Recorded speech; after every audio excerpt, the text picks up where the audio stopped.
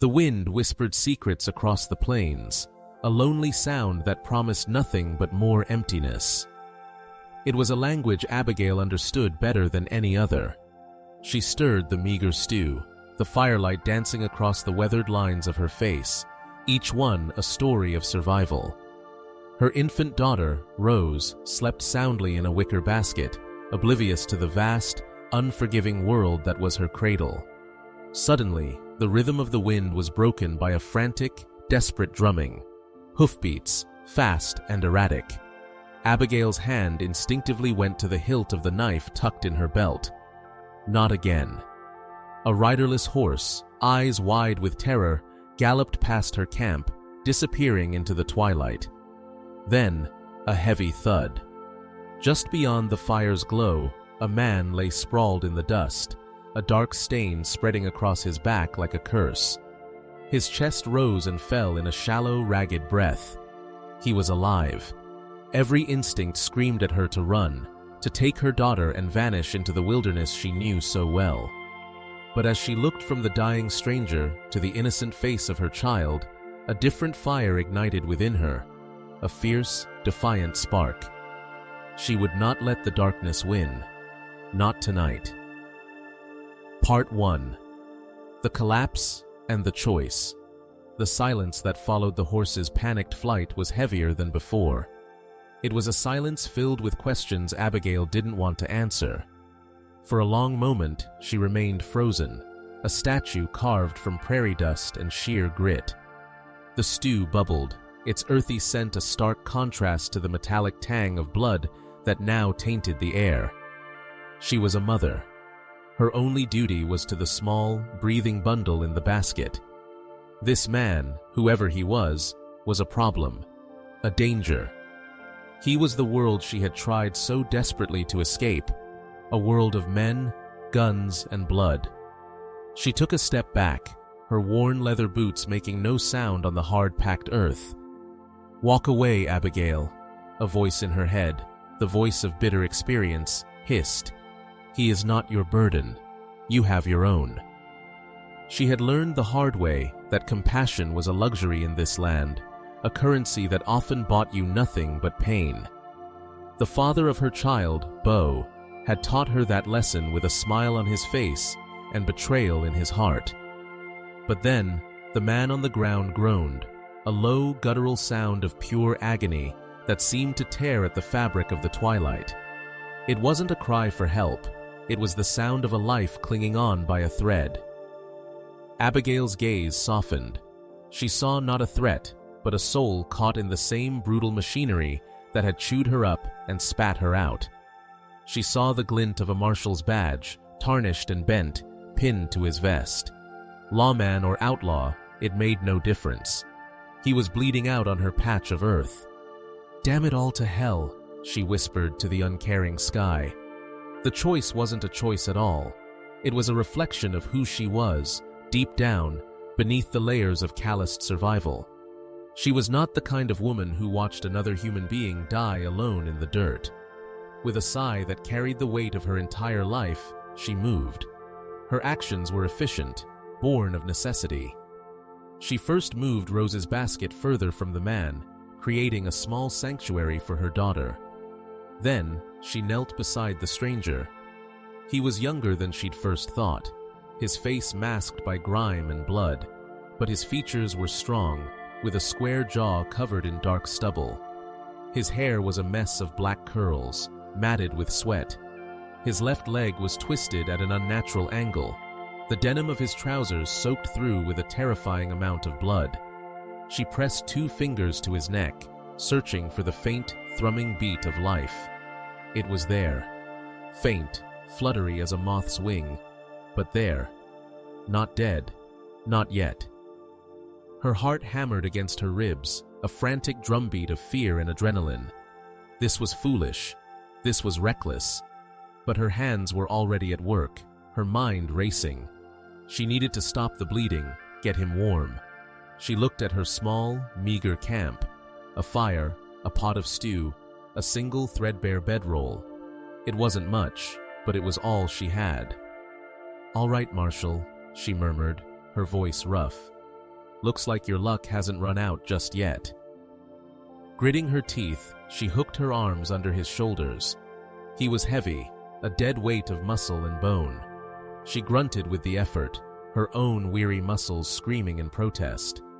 She dragged him, inch by agonizing inch, toward the life-giving warmth of her fire. The rough ground tore at his clothes, but it couldn't be helped. "If you die," she whispered, her breath coming in ragged pants as she pulled him into the circle of firelight. "You'll die warm. That's more than most get out here." She settled him as gently as she could onto her own bedroll, his head lolling to the side. Behind her, Rose began to whimper, sensing the disturbance in their fragile peace. Abigail turned, her expression softening instantly as she looked at her daughter. She picked up the basket, rocking it gently. "Hush now, little bird," she cooed. "Mama's here. Everything's all right." But it wasn't all right. She had just invited the wolf into her den. She had taken this man's war and made it her own. As the wind howled, carrying the scent of distant rain and imminent danger, Abigail didn't flinch. She had made room for suffering before. Now, she would make room for him. And as she looked down at the unconscious lawman, a strange, unfamiliar feeling stirred in her chest. It wasn't just pity. It was a flicker of connection, a recognition of the wild, untamed spirit in him that mirrored her own. Part 2. The Awakening and the First Lie. The smell of boiling stew and wood smoke was the first thing that pierced the thick fog of pain. It was a scent of life, of home, and for a moment, Jedediah Jed Stone thought he might be dead after all, perhaps having stumbled into some forgotten corner of heaven. Then the pain crashed over him, a tidal wave of white-hot agony. His leg, his ribs, his head, every part of him screamed in protest. He'd been shot, trampled, and left for dead. He remembered the ambush, the faces of the men, hired guns, not lawmen, and the cold, empty eyes of their leader. His own eyes cracked open, dry and swollen. The world was a blur of flickering orange light against a wall of stacked stones. He was in a small, sheltered camp. He groaned, the sound raw in his own ears. A woman's face appeared above him, framed by the firelight. She was not an angel. Her face was stern, her eyes a sharp, intelligent gray that seemed to see right through him. Strands of chestnut hair had escaped a loose braid, catching the light like threads of copper. There was no pity in her gaze, only a frank, assessing stare. "You with me now?" she asked, her voice flat, devoid of warmth. "Good. Don't bleed on the baby." Jed turned his head, a jolt of confusion cutting through the pain. In a wicker basket near the fire, swaddled in blankets, was the smallest child he had ever seen. A baby girl, staring at him with wide, solemn eyes that seemed to hold the wisdom of ages. He tried to push himself up, a primal instinct to assess the threat, but a blinding flash of pain shot through his thigh, and he collapsed back with a choked cry. "Don't move," the woman snapped, her tone sharp as flint. "Bullet's still in your leg. I got the bleeding slowed, but I'm not a doctor. I just keep people alive long enough for them to run again." He sank back, his body trembling, his breath coming in shallow pants. "Water," he croaked, his throat like sandpaper. Without a word, she handed him a tin cup. The water was cool and clean, the most wonderful thing he had ever tasted. He drank greedily, then coughed, a dry, rattling sound. Who are you?" She raised a single, skeptical eyebrow, her expression unreadable as she tended to the fire. For a moment, he thought she wouldn't answer. "Name's Abigail," she finally muttered, not looking at him. "That's Rose, and you're the one who collapsed at my feet like a sack of bad luck." A dry, painful chuckle escaped his lips. "Name's Jed," he said. "Marshal Jedediah Stone, or I was." "Don't care much for marshals," Abigail said, her back still to him. "But I won't let a man die if I can help it. So eat your stew, don't ask questions, and don't make me regret dragging you into my camp." Her words were cold as a winter creek, but the worn quilt she had tucked under his shoulders was warm, and the stew she eventually brought him was nourishing. He ate slowly, his eyes drifting from the fiercely self-reliant woman to the quiet baby in the basket. There was a story here, a painful one. He could feel it in the very air of the camp. "Where are we?" he asked, his voice a little stronger. Abigail was cleaning her knife with a rag, her movements precise and economical. "Nowhere worth naming, just a stretch of prairie nobody bothers to fight for." "Someone was chasing me," he said quietly, the memory returning with chilling clarity. "They won't stop just because I fell." Abigail didn't flinch. She met his gaze across the crackling flames, and for the first time, he saw something other than hardness in her eyes. It was a flicker of shared understanding, the look of someone who also knew what it was to be hunted.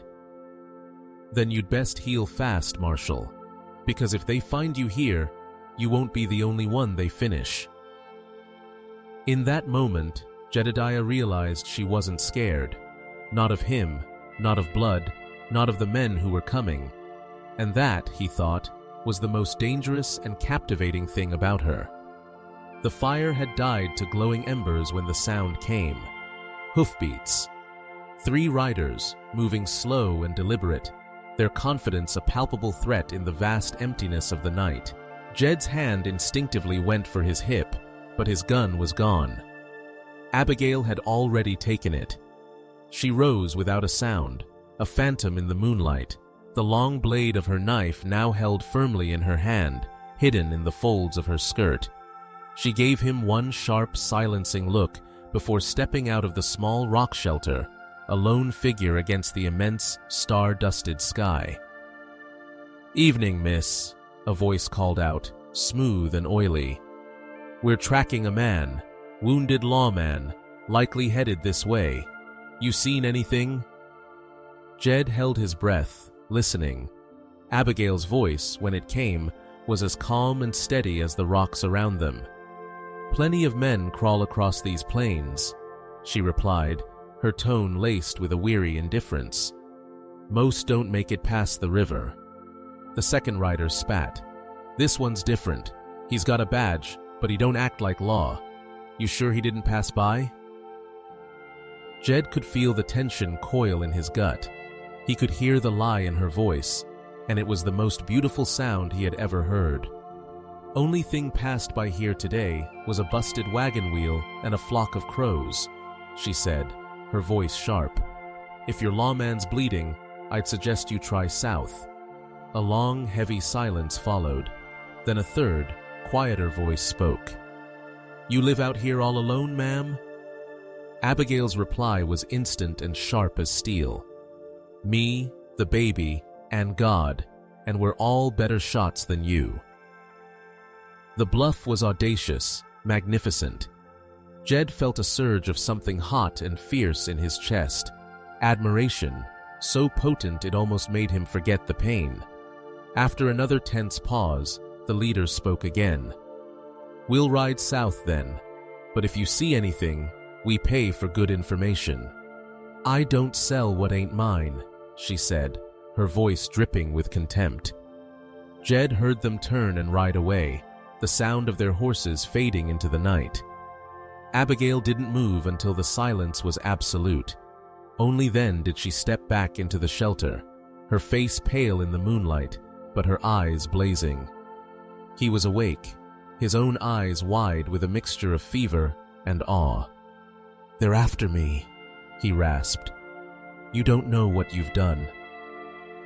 Abigail knelt beside him, her face close to his. He could smell the scent of sage and smoke on her, see the firelight reflected in her fierce gray eyes. "I know exactly what I've done," she said, her voice a low, intense whisper. "I lied to devils to buy you one more night. Now you better live long enough to make it worth the risk." In that moment, lying helpless in the dirt, Jedediah Stone felt a powerful, undeniable pull towards this woman. It was a wild, dangerous feeling, a love born not of courtship and soft words, but of shared fire, spilled blood, and a lie told to the darkness. Part 3. The Fever and the Confession. By morning, the fever had taken hold. Jed was lost in a delirious world of shaking chills and burning heat. The quilt felt like a lead weight, and his skin was slick with sweat. He thrashed, muttering fragments of the ambush, of a young girl's terrified face, of the name Beau. Abigail knelt beside him, her face a grim mask of concentration. She bathed his forehead with a cool, damp cloth, her touch surprisingly gentle as he flinched away from it. "You've got poison in that leg," she muttered to herself, her hand hovering over his thigh. She could feel the intense heat radiating through the thick denim. "That bullet's got to come out, or you'll be gone before sundown." He groaned, his eyes rolling back in his head. There was no time for permission, no room for mercy. Death was a patient hunter, and it was circling their camp. With a grim resolve, Abigail set to work. She plunged her skinning knife into the boiling stew pot, the metal hissing as it sterilized. She poured the last of her precious whiskey over the blade, the sharp scent cutting through the air. "Bite on this," she commanded, stuffing a folded piece of leather between his teeth. "And if you scream, don't wake the baby." She sliced through the fabric of his trousers, exposing the mangled flesh around the bullet wound. The sight was gruesome, but she didn't hesitate. Her hands, usually steady from years of skinning game and carving wood, moved with a surgeon's precision. She probed the wound with the tip of the knife, her jaw clenched. Jed's body arched in a silent scream, his knuckles white as he bit down on the leather. A low, strangled moan tore from his throat, a sound of pure, unadulterated agony. Abigail ignored it, focusing on the task. Her fingers, slick with his blood, felt the hard, foreign object lodged against the bone. With a final, deft twist, she pried it loose. The bullet, a dull, leaden thing flecked with rust and death, clattered into a tin pan. She immediately pressed a clean cloth, ripped from her own petticoat, against the wound, applying pressure to staunch the fresh flow of blood. Jed went limp, passing out cold. Only then did Abigail allow herself to breathe. She slumped back on her heels, her body trembling with the aftershock of the ordeal. Her hands were covered in his blood, her face was spattered with it. She looked at the man, so vulnerable in his unconscious state, and then at her sleeping daughter. What in God's name was she doing? Hours passed. The sun climbed high in the sky, beating down on their small shelter. Abigail cleaned the wound as best she could, packing it with a poultice of yarrow and crushed leaves, an old remedy her grandmother had taught her. She sat watch, her rifle across her lap, her senses on high alert. When Jed finally stirred, the world seemed to have shifted on its axis. The fever had broken. The delirium was gone, replaced by a clean, sharp pain and a profound sense of exhaustion. He blinked slowly, his eyes focusing on Abigail's face. She was watching him, her expression unreadable. "Why'd you do it?" he whispered, his voice raspy. "You don't know me." Abigail stared at the fire, her hands, now scrubbed clean, resting in her lap. "I don't need to know you," she said, her voice low. "I just need to believe you're not the kind who'd make me regret saving you." He swallowed, the simple truth of her words hitting him with more force than a bullet. He owed her an explanation. He owed her everything. "I was escorting a prisoner," he began, his voice weak but clear. "She ran. They blamed me. Said I was in on it. I wasn't." Abigail didn't respond, but he saw her shoulders tense. He went on, slower now, the images flashing in his mind. She was just a girl, 15. They were going to sell her east, a ring of powerful men, ranchers, a banker. They trade in more than just cattle. I cut her ropes, that's all. At this, Abigail turned her head, her sharp gray eyes locking onto his. A flicker of something fierce and protective ignited in their depths. "That's not nothing, Marshal," she said, her voice tight with emotion. "That's everything." He met her gaze, and in that moment, a profound and unspoken understanding passed between them. They were cut from the same cloth, two souls who had refused to bow to the cruelty of the world. He nodded once, a gesture of deep respect. "I had to try." His eyes drifted to the basket where Rose was stirring, letting out a small, contented sigh. For the first time, Jed looked at the child with something deeper than surprise. He saw a symbol of the innocence he had fought to protect. "She yours?" Abigail nodded, a soft, sad smile touching her lips for the first time. Her father left before she was born, said the land was cursed. She paused, her gaze distant. "I said maybe it was just him." A faint smile touched Jed's own lips. "I think I'm going to live," he said, the words feeling truer than anything he had said in a long time. "Not if you keep talking," Abigail replied, but the sharp edge was gone from her voice, replaced by a warmth that seeped into his bones.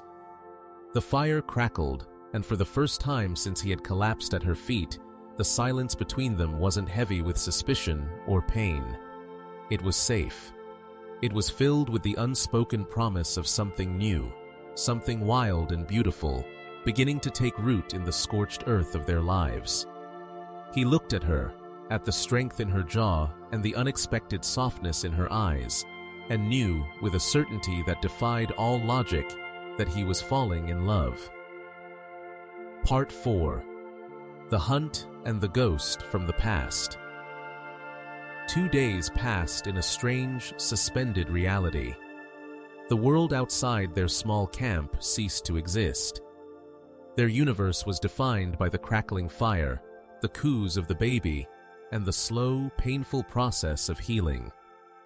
Jed, with the help of a makeshift sling Abigail fashioned from an old tablecloth, could now hobble a few paces. The pain was a constant, grinding companion, but the fire of the infection was gone.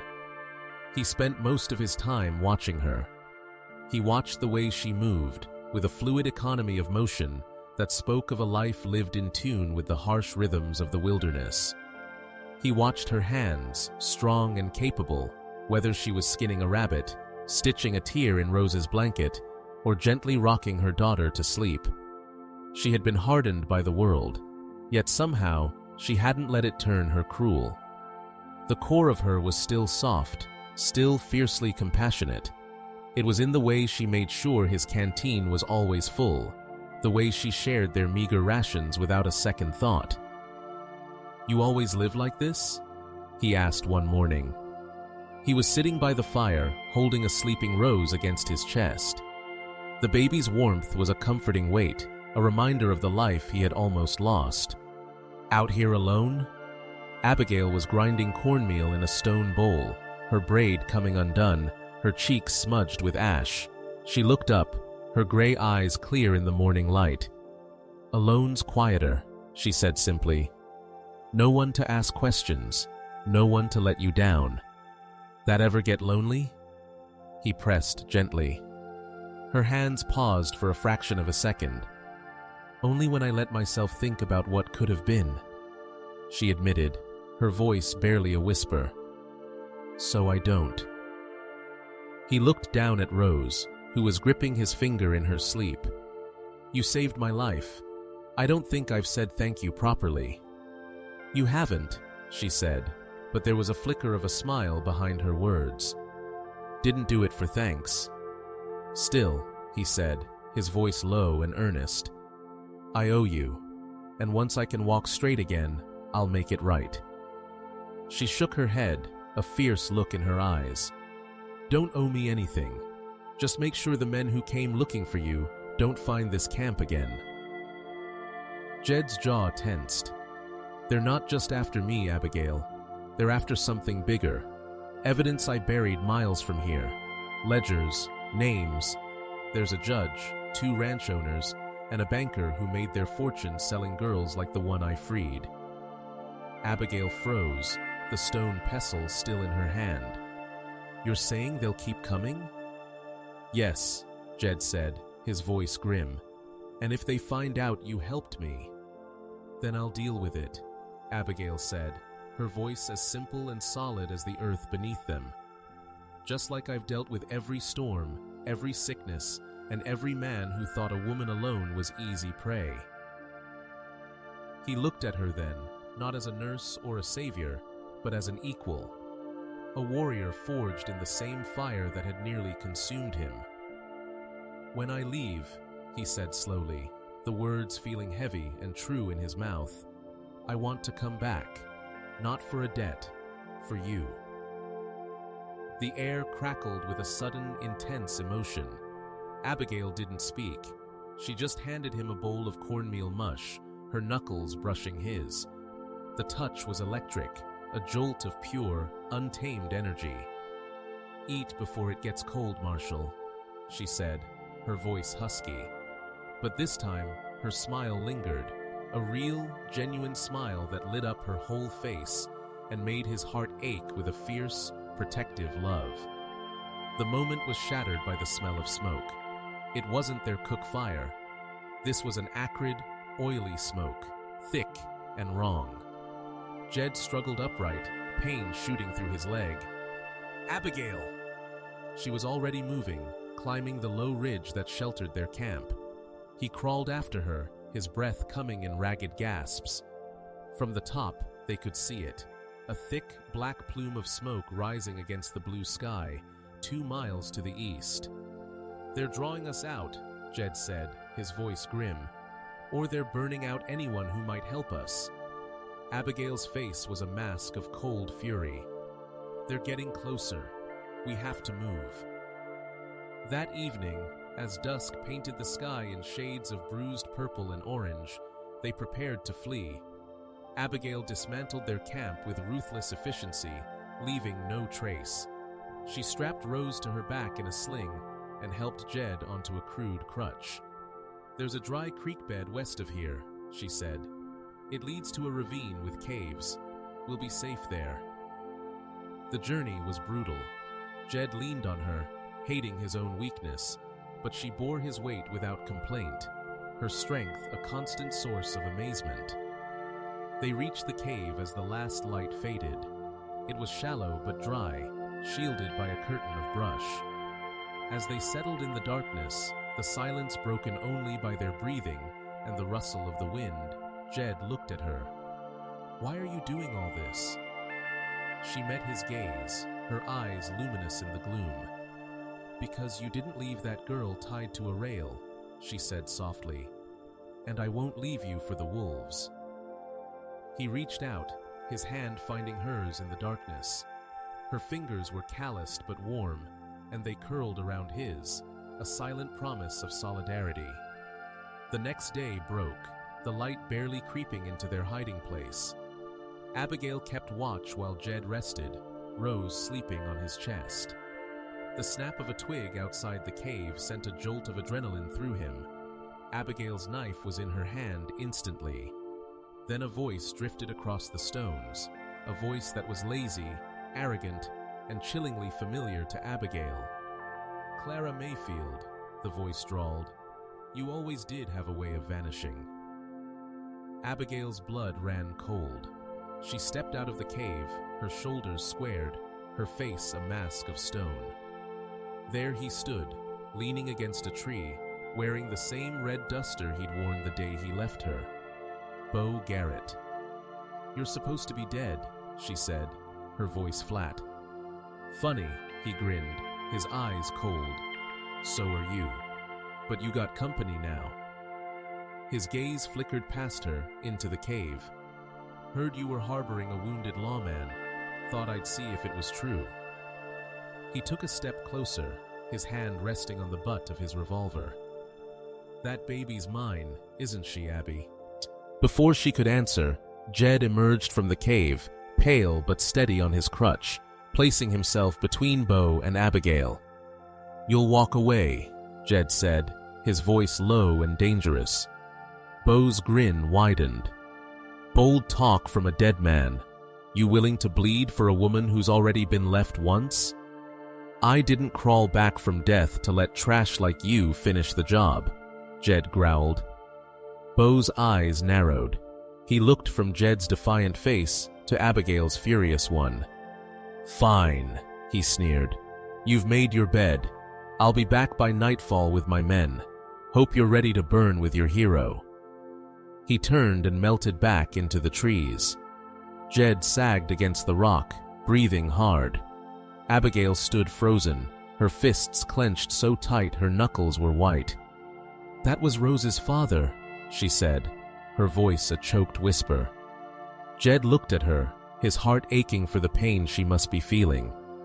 "Then we don't just have to run," he said, his voice filled with a grim resolve. "We have to finish this." And this time, as she met his gaze, Abigail didn't argue.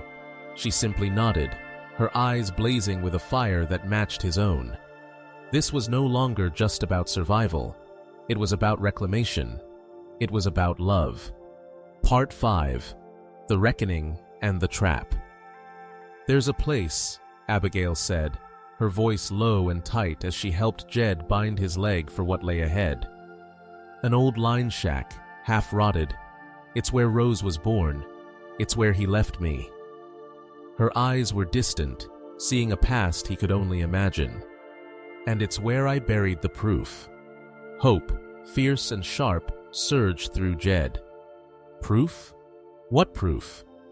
"A tin box," she explained, her movements quick and purposeful as she packed a small satchel. "A letter he wrote, bragging about a deal he struck, selling government trail maps to traffickers, the badge of the first Marshal he betrayed, and the gold ring he gave me 3 days before he walked out." She looked up at him, her gray eyes like storm clouds. "This is what they're really after. Bo doesn't just want you dead, Jed. He wants this vanished." Jed's mind raced. "If we get that to Fort Harland, the judge there is an honest man. He can put every last one of them behind bars. But we have to survive the night." "We will," Abigail said, her voice ringing with a newfound certainty. A fire had been lit in her, a burning rage that eclipsed her fear. "Because this time, I'm not the girl who begged him to stay. I'm the woman who watched a man fall bleeding and chose to save him. I'm the woman who will burn their whole rotten world to the ground to protect my daughter. And you." The raw, untamed passion in her voice struck Jed to the core.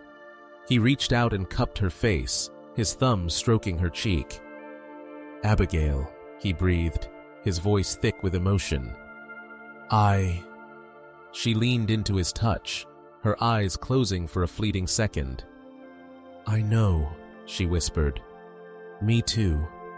Now let's go end this." They moved under the cover of the deepening twilight, a strange pair of avenging angels, the crippled lawman and the fierce prairie mother, with a baby strapped to her back. They didn't return to the cave. Instead, Abigail led them on a winding path to the dilapidated shack. It stood like a skeleton against the bruised sky, a monument to her past pain. Inside, it smelled of dust, decay, and old tears. Without hesitation, Abigail crossed to a corner, pried a loose floorboard with the heel of her boot, and dug her fingers into the cool, damp earth. She pulled out a small, rust-stained tin box. Opening it, she showed Jed the contents. It was all there, the evidence that could bring down an empire of filth. "They'll expect us to be hiding," she said, her mind working with cold, brilliant clarity. "They'll be watching the cave. They won't expect us to be waiting for them." They set the trap with the precision of seasoned hunters. Back at the ravine, Abigail arranged blankets near the cave mouth, creating the convincing illusion of two sleeping figures huddled together. Jed, armed with his rifle and a grim determination, climbed to the ridge above, finding a perfect sniper's perch. Abigail, with Rose sleeping soundly on her back, concealed herself in a thicket of brush, her long knife gleaming in the moonlight. Her heart hammered, not with fear, but with a wild, exhilarating anticipation. They didn't have to wait long. 3 men, silhouetted against the moon, approached the cave, their laughter low and cruel. "Think she's still warm for us?" one of them sneered. It was the last thing he ever said. Abigail moved like a phantom, a blur of motion and righteous fury. She burst from the brush, her knife flashing. The first man crumpled with a choked gasp, not even seeing his attacker. From the ridge above, Jed's rifle cracked. One shot, clean and true. The second man dropped like a stone. The third, his face a mask of terror, turned to flee. But Abigail was faster. She ran him down, tackling him with the ferocity of a hawk taking a rabbit. She landed on top of him, the point of her blade pressed against his throat. "Tell Bo," she hissed, her voice a low, terrifying growl that was more animal than human. "Tell him the woman he left for dead is coming for him, and next time I won't leave a throat to carry the message." She let him go. Bloodied and sobbing, he scrambled to his feet and vanished into the darkness. Jed limped down from the ridge, his body shaking with adrenaline. "Abigail, are you all right?" She stood, her chest heaving, the knife still in her hand. "I'm not the one bleeding," she said, her eyes finding his in the darkness. They were blazing with a fierce, wild light that he had never seen before. And in that moment, he knew, with absolute certainty, that he would follow this woman into the very fires of hell. He pulled her to him, his arms wrapping around her, holding her tight. She didn't resist. She buried her face in his chest, her body trembling, and for the first time, she let him hold her, let him share the weight of her world. The kiss, when it came, was not gentle. It was a desperate, hungry collision of 2 souls who had found each other in the wreckage of their lives. It was a kiss of gunpowder and passion, of survival and salvation. A wild, untamed promise made in the heart of the darkness. Part 6. The Aftermath and the Earned Peace. By the time Bo Garrett returned, expecting to find a cornered woman and a dead lawman, the camp was a scene of chilling emptiness. A smoldering fire, 2 bodies laid out in the dust, and a cave that looked long abandoned. He cursed into the wind, his face contorted in a mask of rage and confusion. He had underestimated her. He had underestimated the fire he himself had ignited in her so long ago. But it was too late. Miles away, 2 figures rode slowly but steadily beneath a sky that was turning from inky black to the soft amber of dawn. Abigail rode with Rose sleeping peacefully against her chest, her daughter's warm breath a comfort against her skin. Jed rode beside her, pale and weak but upright. His hand rested near the satchel that held their salvation. "You're sure the fort will believe you?" Abigail asked, her voice quiet in the pre-dawn stillness. Jed glanced at her, a faint smile on his lips. "I don't have to convince them," he said, nodding towards the satchel. "Those letters, that badge, they'll do the talking." He reached over, his hand covering hers on the saddle horn. "We did it, Abigail." "We did," she agreed, her fingers lacing with his. They rode into Fort Harland as the first rays of sun touched the tops of the ramparts. The gates opened slowly, the soldiers suspicious, until Jed flashed his battered badge. Inside the Marshal's office, Jed placed the tin box on the desk of a gray-haired captain with eyes like winter steel. "There's more," Jed said, his voice steady despite his exhaustion. "Trafficking routes, names, towns that look clean but aren't. Bo Garrett and the men behind him, they're all tied to this." Abigail stepped forward, her head held high. "I'll testify," she said, her voice clear and strong. "So will I," Jed added, his hand finding the small of her back. The days that followed were a whirlwind. Warrants were issued. Names that had long been whispered in fearful tones were spoken aloud in a court of law. Ranches were raided, powerful men arrested. Beau Garrett, like the coward he was, vanished into the wind, but his empire, built on the suffering of others, crumbled to dust. Jed stayed at the fort to recover, his leg healing properly under the care of an army surgeon. Abigail, though she swore she hated towns, rented a small room with a porch just 2 streets away. Every evening, Jed would limp to her porch, his heart aching with a love so fierce it almost frightened him. He would hold Rose, telling her stories of brave knights and magical creatures, his voice soft and full of a tenderness he had never known he possessed. And every night, Abigail would watch him, a slow, warm feeling spreading through her chest, mending the broken pieces of her heart. One night, as fireflies danced in the twilight, he turned to her, his eyes serious. "I could go east," he said, "start over." "You could," she replied, her own heart catching in her throat. "Or," he said, taking a step closer, "I could stay. I could build a life here, with you." He took her hand, his thumb stroking her knuckles. "If you'll have me. I'm not whole yet, Abigail. I'm scarred." She looked down at their joined hands, then up at his honest, hopeful face. "None of us are whole, Jed," she whispered. "But we're still here. And maybe 2 broken pieces can make a new whole." He pulled her into his arms, his lips finding hers in a kiss that was no longer desperate, but full of promise. It was a kiss that spoke of sunrises, of a shared future, of a love that had been forged in fire and was now as strong and enduring as the mountains themselves. Spring came, and with it, a riot of color. Wildflowers pushed through the soil, and the air was filled with the scent of new life. On a hill overlooking the fort, a cabin stood, built by Jed's own hands. It wasn't grand, but it was strong. The roof didn't leak, the floor didn't groan, and on the porch stood a rocking chair big enough for 3. The townsfolk had started calling her Mrs. Stone. Abigail didn't correct them. Names didn't matter. Actions did. And Jed's actions spoke a language of love and devotion that she had never dared to dream of. He showed up every day with kind eyes, a steady hand, and a promise, unspoken but always kept. That, she had learned, was true love.